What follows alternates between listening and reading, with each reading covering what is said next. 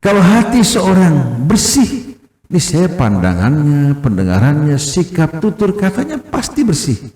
Tapi kalau hati kita sakit, maka amal kita, ucapan yang keluar juga akan apa? Sakit dan tidak baik.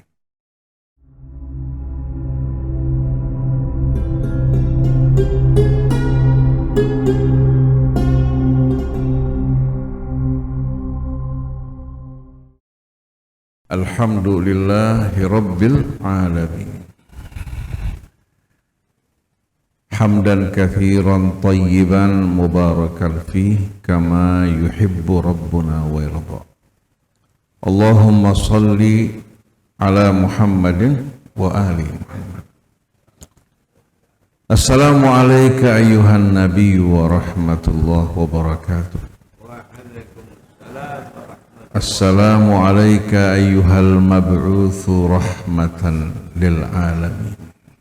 Assalamu alayka ayyuhal basyirun nadhir. Wassalamu alayna wa ala ibadillahis salihin. Wassalamu alaikum warahmatullahi wabarakatuh. Kalau kita membaca firman Allah di dalam suratul Maidah, Allah berfirman, Ya ahlal kitab, qad ja'akum rasuluna yubayyinu lakum kathiran mimma kuntum tukhfuna minal kitab wa ya'fu an kathir. Qad ja'akum minallahi nurun wa kitabun mubin yahdi bihillah man ittaba'a ridwanahu subulas salam wa yukhrijuhum minadh dhulumati ilan nur wa yahdihim ila siratim mustaqim. Wahai para ahli kitab, dulu mereka yang menyebarkan kabar gembira bahwa Nabi akhir zaman akan diutus dalam waktu yang dekat. Sekarang Allah bicara pada para ahli kitab. Wahai para ahli kitab, telah datang kepada kalian Rasul kami. Yubayyinu kathiran mimma kuntum tukhfuna minal kitab. Menjelaskan dan mengungkap kebanyakan hal yang kalian tutupi dari kitab Allah. Telah datang di tengah-tengah kalian dari sisi Allah nur dan kitab yang memberikan penjelasan penerangan yang sejelas-jelasnya. Di sini Allah sebutkan nur dan sebutkan kitab. Kita tahu bahwasannya Alkitab adalah firman Allah yang merupakan cahaya. Nabi kita Muhammad sallallahu alaihi wasallam menyatu dengan Al-Qur'an. Menyatu dengan Al-Qur'an. Akhlaknya, pribadinya, seluruh kehidupannya menyatu dengan Al-Qur'an. Oleh karena itu Allah sebutkan nur dan kitab yang memberikan penerangan. Tapi kata penggantinya yahdi bihillah. Allah memberikan bimbingan dengannya, bukan dengan keduanya. Keduanya merupakan satu kesatuan. Manittaba'a ridwanahu, siapa saja yang mau mengikuti keridhaan Allah. Syaratnya mau ikut bimbingan petunjuk Allah yang Allah ridhai, subulas salam. Allah tunjukkan jalan-jalan keselamatan yang mencakup seluruh aspek kehidupannya, pribadinya, rumah tangganya, masyarakatnya, bangsanya, negaranya. Kalau mau ikut keridhaan Allah, Allah akan terangi kehidupan mereka. Dan Allah akan keluarkan mereka dari dalam kegelapan yang gelap gulita menuju kehidupan yang terang benderang di bawah naungan cahaya Allah Subhanahu wa ta'ala. Dan Allah bimbing mereka ke jalan yang lurus. Ini merupakan janji Allah Subhanahu wa ta'ala. Dalam surat An-Nur Allah berfirman, "Walaqad anzalna ilaikum ayatin mubayyinat." Sungguh kami telah menurunkan bagi kalian ayat-ayat yang memberikan penerangan, penjelasan yang sejelas-jelasnya. Wa mathalan minal ladzina khalau min qablikum. Juga Allah turunkan, terangkan perumpamaan-perumpamaan dari orang-orang sebelum kalian, agar menjadi pelajaran bagi kita. Jatuh bangunnya satu bangsa, kenapa mereka bangkit, kenapa mereka hancur, sunnah-sunnah hukum sejarah dari kisah para nabi dan cara nabi berdakwah di tengah-tengah umat manusia. Ini pelajaran-pelajaran yang amat indah. Dialog para nabi dengan umat mereka ini merupakan uslub dan metode dakwah yang Allah ajarkan pada kita. Artinya secara konseptual Quran telah memberikan jaminan buat kita. Tinggal kita secara aktual mengikuti bimbingan petunjuk Al-Quran, meneladani Nabi kita Muhammad SAW. Jadi nggak ada yang ambigu, nggak ada yang samar, nggak ada yang tidak jelas, semua jelas. Yang membuat agama Allah tidak jelas, hawa nafsu kita. Karena kita mau giring Al-Quran, petunjuk Allah, mengikuti hawa nafsu kita. Maka lahirlah golongan-golongan yang berpecah belah, bukan karena tidak jelasnya Islam, tapi karena hawa nafsu ingin mengendalikan Islam. Al-Imam Muhammad Al-Baqir mengatakan apa? Al-Quran huwa syafi'ul musyaffa. Quran ini juru syafaat, pembela yang akan diterima pembelaan. Man ja'alahu amamah qadahu ilal jannah. Siapa yang menjadikan Quran di depan sebagai imam, Quran akan mengantarkan menuju surga. Wa man ja'alahu khalfah, tapi yang menjadikan Quran di belakang, dia yang nyetir, dia tafsirkan Quran mengikuti persepsi hawa nafsunya, qadahu ilan nar, maka Quran jerumuskan dia ke dalam api neraka. Dua golongan mengaku sebagai pengikut Quran dan pengikut cuma bedanya yang satu sebagai murid yang patuh, belajar mengikuti apa yang Quran tunjukkan, yang satu menafsirkan Quran mengikuti persepsi sebelumnya. Fanatisme kelompok dan golongannya beda enggak? Oleh karena itu banyak orang mengaku mengikuti Quran sunnah, tapi sunnah Quran disetir mengikuti hawa nafsunya. Nah, kembali kepada surat An-Nur. Kami telah menurunkan bagi kalian ayat-ayat yang memberikan penjelasan perumpamaan orang-orang sebelum kalian, agar kita tidak gelap tapi punya ketauladanan dan contoh. Wa mau'izatan lil muttaqin, dan bimbingan nasihat bagi orang yang bertakwa. Lalu Allah jelaskan perumpamaan dari apa? Petunjuk Allah tadi, kitabnya, Qur'annya dalam gambaran yang amat indah. Dalam bahasa Arab namanya tashbih tamthili. Allah gambarkan cahaya Quran ini, ya, bagikan gambaran berikut ini. Allahu nurus samawati wal ardh. Allah nur yang menerangi langit dan bumi.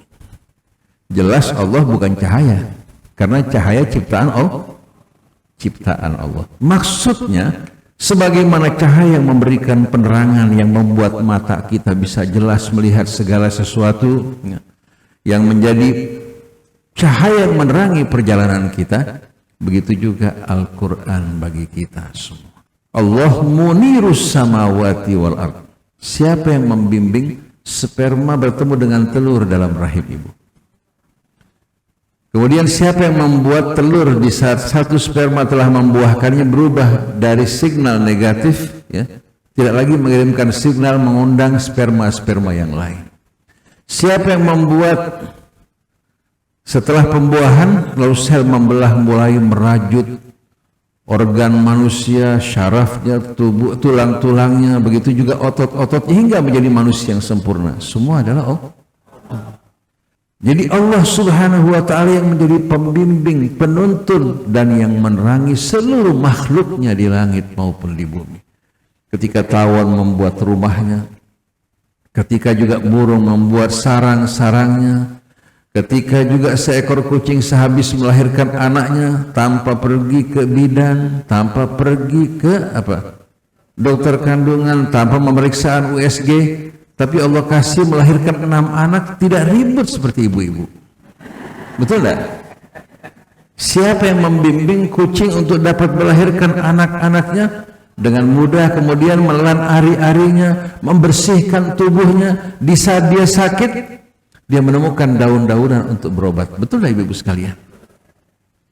Kita baru punya anak 2, 3, 4 sudah ribut, kucing sekali melahirkan 6, 7. Karena apa? Mereka mengikuti naluri mereka yang dibimbing oleh Allah.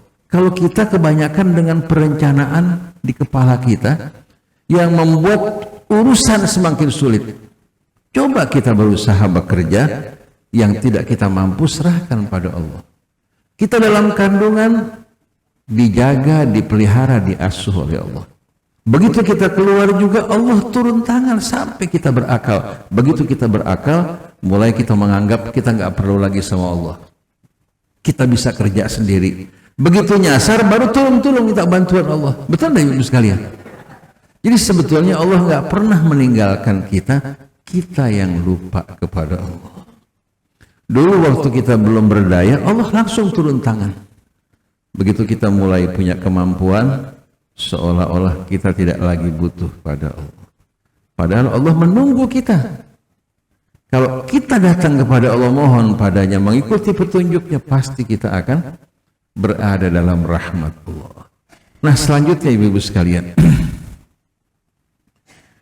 mathalu nurihi, perumpamaan dari cahayanya, nurnya. Kamishkatin fiha misbah, bagikan sebuah lubang di dinding yang tidak tembus atau di atas seperti downlet. Ibu lihat downlet enggak? Downlet kan sebuah lubang di atas kan yang tidak tembus.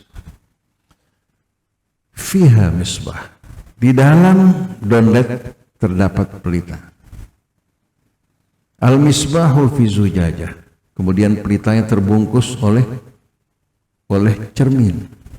Az-zujajatu ka'annaha kaukabun durri, cerminnya laksana bintang kejora yang terang benderang. Yuqadu min syajaratin mubarakatin la zaitunatin la syarqiyatin wala gharbiyah. Sedangkan yang menjadi minyak yang menyalakan pelita tersebut diambil dari buah zaitun yang tumbuh pohonnya di dataran yang tinggi, bukan di timur maupun di barat.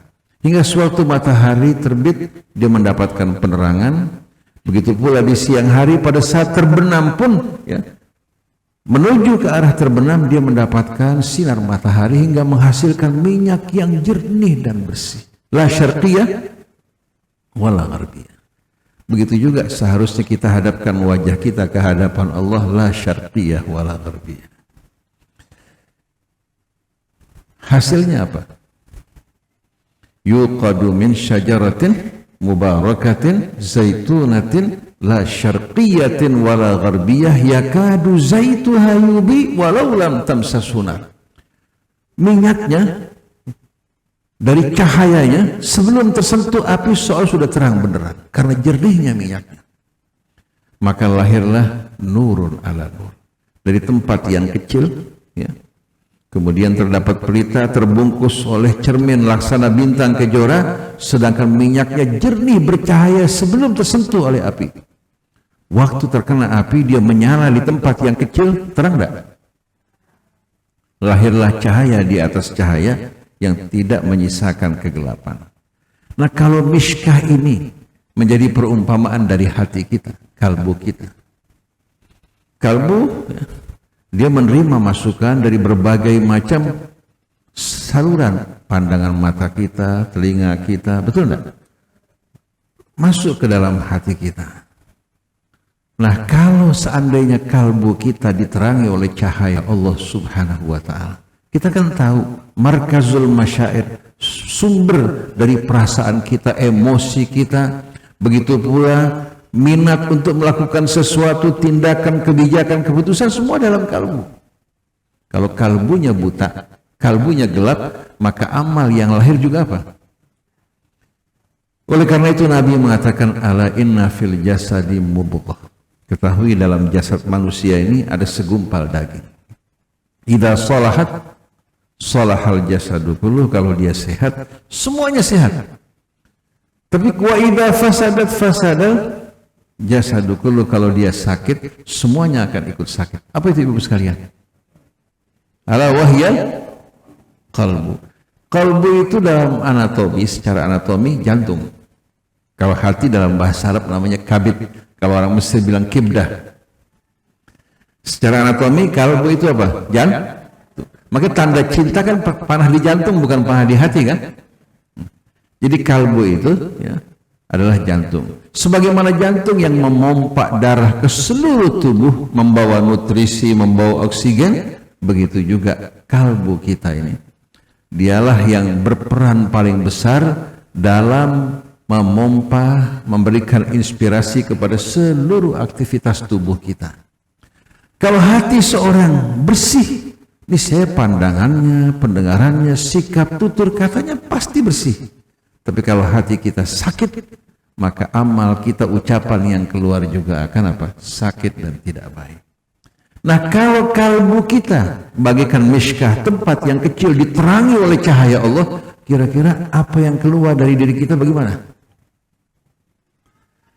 Akan diterangi oleh bimbingan dan petunjuk Allah. Jadi nurun ala nur, ya. Qurannya nur, nabinya juga nur yang membawa Al-Quran. Lalu orang-orang yang diterangi juga Al-Quran, kalbunya penuh dengan cahaya, petunjuk, hidayah dan rahmat Allah, kemana dia akan dibawa oleh Allah Ta'ala? Dan hati orang-orang yang munafik, yang sakit, tidak akan mendapatkan nur dari Allah. Yahdillahu li nurihi man yasha. Allah akan anugerahkan ya, cahayanya bagi siapa yang Allah kehendaki. Wa man lam yaj'alillahu lahu nura fama lahu min nur. Orang yang tidak mendapatkan penerangan dari Allah, jangan harap dia akan mendapatkan. Dan untuk mendapatkannya butuh syarat. Bukan kaya, bukan berkedudukan, bukan juga seorang yang berilmu, tidak. Berapa banyak yang berilmu tidak mendapatkan cahaya Allah. Contohnya siapa? Iblis. Lebih pandai mana bapak ibu dengan iblis? Lebih banyak mana mengenal Allah? Iblis apa kita? Dia kenal Allah, tahu malaikat, tahu kehidupan malakut, betul tak? Tapi Allah bilang aba wastakbara wa kana minal kafir. Dia menolak untuk menerima kebenaran, sombong dan termasuk dari orang-orang yang kafir. Tapi kalau orang hatinya mau terbuka menerima kebenaran, tidak sombong, tidak angkuh, ya, menjaga kebersihan hatinya, orang-orang seperti ini yang akan menerima cahaya Allah. Yahdillahu li nurihi man yasha wa yadribullahu al-amthala lin-nas wallahu bikulli syai'in alim. Lalu Allah sebutkan tadi itu perumpamaan. Allah berikan perumpamaan ini bagi manusia. Allah Maha tahu segala sesuatu. Kalau ini merupakan ayat yang menjelaskan jiwa manusia yang diterangi cahaya Allah. Mudah-mudahan kita semua mendapatkan penerangan cahaya Allah. Biar mulut kita manis, pandangan kita, pendengaran kita, perlakuan kita pada keluarga kita, masyarakat kita. Ini yang membuat Nabi akan tersenyum. Bukan hafal Quran yang banyak, bukan. Berapa banyak penghafal Quran, tapi Quran melaknat dirinya. Berapa banyak penghafal hadis, tapi Rasul melaknat dirinya. Tapi berapa banyak orang yang sederhana, tapi punya hati yang mulia, bersih, mau menerima kebenaran. Orang-orang ini orang-orang yang dicintai Allah. Nah, kita ingin lihat kebalikan dari orang ini. Kebalikan dalam surat An-Nur juga. Au kadhulumatin fi bahrin lujji yaghshahu maujun min fawqihi maujun min fawqihi sahab dhulumatun ba'duha fawqa ba'din idza akhraja yadahu lam yakad yaraha wa man lam yaj'alillahu lahu nuran fama lahu min nur. Kalau tadi gambaran orang yang beriman diterangi cahaya Allah jiwanya, sekarang sebaliknya. Bagaikan seorang yang berada di kedalaman samudra. Di kedalaman samudra. Diselimuti oleh gelombang. Ibu harus tahu bahwa gelombang atau arus ini bukan hanya di atas yang kelihatan. Di bawah juga terdapat apa? Terdapat arus. Arus yang kuat, apalagi kalau pertemuan di antara dua selat sebagai contoh. Kita kalau pergi ke Ternate mau nyebrang ke arah Tidore, itu jaraknya nggak jauh. Di permukaan terdapat riak-riak gelombang air, kalau kita jalan pun terbanting-banting, di bawahnya lebih dahsyat lagi. Kalau orang jemplung ke dalam, biasanya akan digiring oleh arus yang kuat. Jadi ini orang digambarkan Allah seperti di tengah samudra, diselimuti oleh gelombang. Di atasnya ada gelombang lagi, kemudian diselimuti oleh awan yang gelap gulita. Sampai-sampai kalau dia keluarkan tangannya, dia tidak mampu melihat tangannya. Au kadhulumatin fi bahrin lujji yaghshahu maujun min fawqihi sahab dhulumatun ba'duha fawqa ba'din. Kegelapan di atas kegelapan, sampai dia mau melihat tangannya tidak mampu untuk melihat, apalagi melihat yang jauh. Nah, kira-kira bagaimana kondisi orang ini? Kalau orang suka berenang, apalagi melakukan diving, nyelam, dia kalau ingin nyelam, kita kalau ingin nyelam ke bawah semeter 2 meternya, mau turun ke bawah semakin sulit, apalagi semakin dalam. Oleh karena itu, orang yang biasa melakukan diving menggunakan besi untuk turun ke bawah. Kalau enggak, akan ditendang ke atas. Semakin dalam dia berenang, kalau semeter 2 meter kupingnya mulai sakit. Masuk ke dalam semakin sakit kupingnya dan mulai badan juga tertekan. Kalau dia menyelam 50 meter, jangan ditanya. Kalau dia menyelam 100 meter ke bawah, ya, dia nggak bisa naik langsung cepat, mesti pelan-pelan. Begitu sampai di atas, masuk dalam tabung. Kalau dia langsung keluar, jantungnya atau paru-parunya akan pecah. Jadi kalau orang penyelam yang dalam itu, mereka harus disimpan di tabung selama kurang lebih 24 jam, beradaptasi, pelan-pelan diturunkan tekanannya, baru dia bisa keluar. Nah, bayangkan dalam kegelapan menghadapi tekanan dari segala penjuru, dan kegelapannya merupakan kegelapan yang berlapis-lapis. Bagaimana kondisi jiwa orang tersebut? Wa man lam yaj'alillahu lahu nur fama lahu min nur. Siapa-siapa yang tidak mendapatkan nur dari Allah, dia tidak akan mendapatkannya. Saya suka merasakan begini, Bapak Ibu sekalian. Saya bilang, bagaimana kalau saya ini tidak mendapatkan rahmat dari Allah, ya, mengerjakan sholat. Saya merasakan sholat itu buat saya bukan kewajiban, hiburan yang amat indah. Begitu kita sholat, membaca ayat-ayat Allah, ruku dan sujud, kita merasakan kegembiraan luar biasa. Kalau kita nggak sholat, terlambat sholat, hati kita gelisah, nggak nyaman. Apalagi kalau sampai kita meninggalkan sholat. Maka saya bingung, bagaimana nih orang-orang di luar yang meninggalkan sholat, bagaimana hatinya, bagaimana jiwanya, apa nggak bergelisah? Ternyata mereka gelisahnya luar biasa. Oleh karena itu banyak yang mencari hiburan dengan obat-obatan, dengan mengadakan acara musik sambil berteriak-teriak, menggambarkan kegelisahan jiwanya. Orang beranggapan mereka bebas, sebetulnya mereka orang-orang yang terpenjara dalam kegelapan dan kegelisahan. Jadi sholat, begitu pula kita melakukan ibadah, siam, berzakat, bangun di waktu malam, membaca ayat-ayat Allah, akan membuat hati yang tadinya tertekan dan sesak menjadi lapang dan mudah. Begitu juga berselawat pada Nabi kita Muhammad SAW. Nah, sebagai penutup para jamaah, sekali waktu saya ada undangan perkawinan, tapi gedung yang dipergunakan gedung kepolisian. Begitu saya masuk ke majelis, saya agak nyesal datang, karena orang kumpul di meja bulat begitu, di meja bulat ya, biasa dengan apa namanya, persiapan untuk buffetnya rupanya. Nggak ada kehusyuan, nggak ada kehusyuan sama sekali. Saya masuk ke majelis, saya duduk, saya punya hati gelisah, tidak nyaman sama sekali. Sampai nggak tahu nanti kalau saya khutbah nikah apa yang saya mau sampaikan. Kalau hati tidak khusyuk, mau bicara apa coba? Akhirnya dalam saat saya duduk, nggak lama kemudian terdengar suara musik pelan-pelan.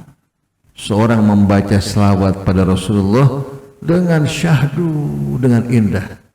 Subhanallah, kegelapan di hati sedikit demi sedikit tersingkap, dan kita merasakan betul-betul terbuka menuju alam yang lebih luas. Begitu datang panggilan untuk khutbah, kita sampaikan betul-betul dalam kondisi yang khusyuk hati kita. Selawat ternyata yang dibacakan membuka pintu rahmat dari Allah. Allah berfirman, huwallazi yusalli alaikum wa malaikatuhu liyukhrijakum minal dhulumati ilan nur wa kana bil mu'minina rahima. Allah yang selalu melimpahkan selawatnya bagi kalian. Demikian pula malaikatnya untuk mengeluarkan kalian dari dalam kegelapan menuju kehidupan yang terang benderang. Sungguh Allah amat penyayang terhadap orang yang beriman. Allah berselawat untuk kalian. Barang siapa yang berselawat untuk nabinya 1 kali, dia akan menerima selawat 10 kali dari Allah dan malaikatnya. Dan selawat Allah tadi akan mengeluarkan kita dari kegelapan menuju kehidupan yang terang benderang. Jadi wasilah untuk mendapatkan selawat Allah diantaranya selawat pada Rasulullah. Siapa yang ingin keluarganya diterangi oleh Allah, berselawat juga untuk keluarga nabinya. Di samping ayat sebelum ayat ini, bertasbih, berzikir kepada Allah akan membuka pintu selawat dari Allah. Ya ayyuhalladzina amanu dzkurullaha dzikran katsira wasabbihuhu bukratan wa asila. Wahai orang yang beriman, berzikirlah kalian, menyebut mengingat Allah sebanyak-banyaknya, dan bertasbihlah kepada Allah pagi dan petang. Pagi dan Allah nggak sebutkan setiap waktu, tapi paling tidak pagi waktu membuka hari kita dan sore menutup hari kita. Alangkah indahnya kalau sepanjang perjalanan kita bertasbih, berzikir kepada Allah. Apalagi di bulan Rajab yang mulia ini, di bulan yang amat agung. Siapa yang mengagungkan bulan Allah, Allah juga akan memuliakan dirinya. Wa man yu'azzim hurumatillah fahuwa khairul lahu inda rabbih. Demikian para jamaah sekalian.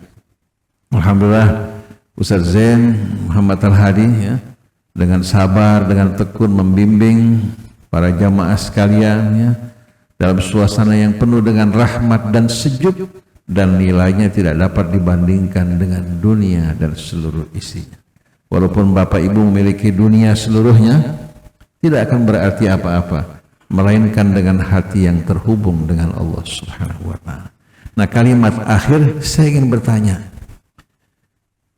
dalam hadis yang sering dibacakan bahwa penghuni api neraka yang terbanyak perempuan, tapi yang paling banyak di majelis taklim adalah perempuan. Ada nggak ibu-ibu? Yang paling mau sedekah, berinfak juga apa? Perempuan. Kalau laki-laki masih mikir, perempuan nggak mikir. Betul nggak? Kalau perempuan yang ngaji, insya Allah suaminya ikut ngaji. Tapi kalau suaminya ngaji, belum tentu perempuan yang ikut ngaji. Berarti ini hadis dipertanyakan enggak? Yang paling banyak penghuni api neraka perempuan. Saya lihat di majelis taklim pada umumnya yang paling rajin perempuan. Betul enggak? Jadi ibu-ibu telah membuktikan bahwa ternyata wanita bukan hanya tidak kalah dengan laki-laki, bahkan bisa lebih baik dari apa? Sayyidah Khadijah yang berjuang mendukung Rasulullah. Betul enggak?